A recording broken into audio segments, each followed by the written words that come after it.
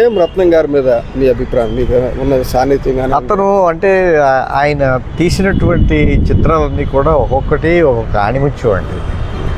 కొన్నాళ్ళు సైలెంట్గా ఉన్నా మళ్ళీ ఆ సైలెన్స్ని అంతటిని బ్రేక్ చేస్తూ హరిహర వీరమల్లు వస్తుంది అనమాట. పెద్ద వాయిలెంట్ ఫిల్మ్ అది కూడా. సైలెన్స్ బ్రేక్ చేస్తూ వాయిలెన్స్ అంటే చాలా నిజంగా చెప్పుకోదగ్గ విషయం. ఆయన ఇన్నాళ్ళు ఎందుకు వెయిట్ చేశారు అని నేను చాలాసార్లు ఆలోచిస్తూ ఉండేవాడిని. ఓహో, ఈ అద్భుతాన్ని సృష్టించడం కోసం వెయిట్ చేశారనమాట. టైం పడుతుంది అది.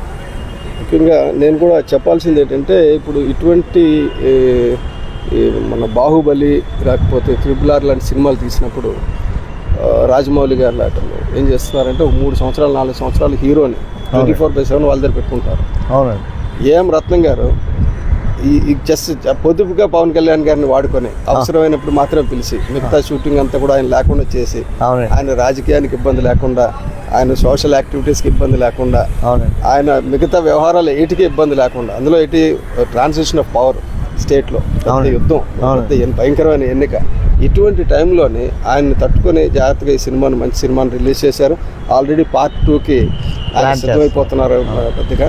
కాబట్టి మీరు ఏమైనా చెప్పదలుచుకుంటే రత్నం గారికి, పవన్ కళ్యాణ్ గారికి శుభాకాంక్షలు చెప్పేసి. బాబు, మై హార్టీ కంగ్రాచులేషన్స్. మిమ్మల్ని ఇలాంటి ఒక హిస్టారికల్ క్యారెక్టర్లో చూడడం అన్నది అది నిజంగా నాకు చాలా పండగలాగా అనిపించింది.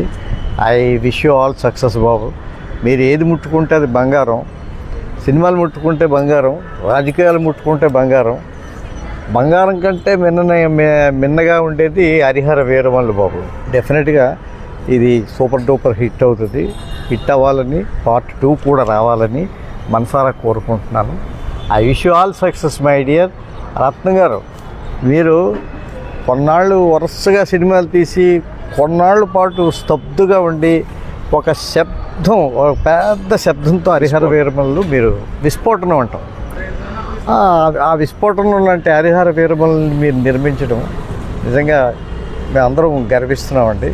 Part 2 కూడా సక్సెస్ఫుల్గా కంప్లీట్ చేసి ప్రేక్షకుల ముందు తీసుకురావాలని చెప్పేసి మనసారా కోరుకుంటున్నాను.